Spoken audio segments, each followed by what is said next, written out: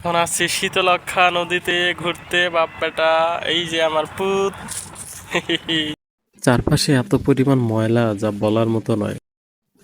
এক সময় এই নদীটা ছিল নারায়ণগঞ্জের প্রাণ, কিন্তু বর্তমানে নদীটা মৃতপ্রায় অবস্থা। কলকারখানার বজ্র এবং অবাঞ্ছিত ময়লা ফেলার কারণে নদীর এই বেহাল অবস্থা। নদীটা দেখতে পাচ্ছেন, বড় বড় জাহাজগুলো এটার সঙ্গে বেঁধে রাখে যাতে দৌড় না দেয় স্রোতে। এখানে দেখেন কতগুলো লঞ্চ সারি সারি দাঁড় করিয়ে রাখা হয়েছে।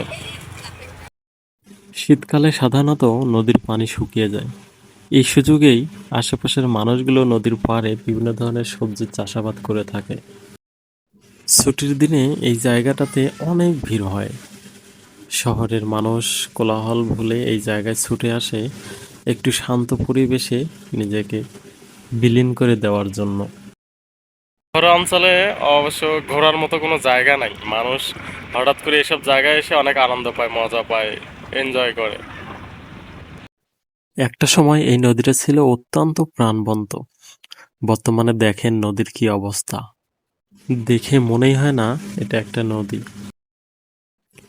দেখুন, ময়লা ফেলে মানুষ নদীর পরিবেশটাকে কিভাবে দূষিত করে ফেলেছে। দেখতে দেখতে আমরা চলে এসেছি একদম নদীর পাড়ে। দেখেন কত সুন্দর, ওয়াও। ওই যে দূরে দুইটা আসতেছে, দেখছো?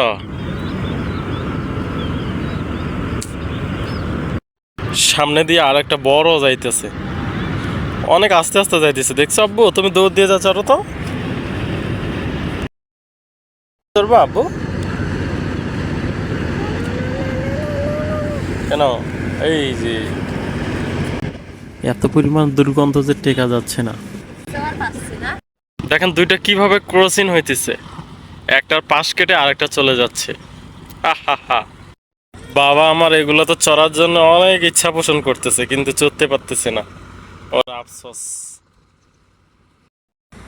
এখন আশেপাশে আস্তে আস্তে সন্ধ্যা নামতেছে। বিকালের প্রকৃতিটা অবশ্যই মনোরম বলতে হবে।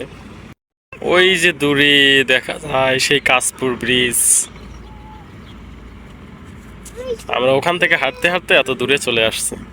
লঞ্চগুলো যাওয়ার পরে নদীর ঢেউগুলো দেখেন কিভাবে নদীর পাড়ে আছড়ে পড়তেছে।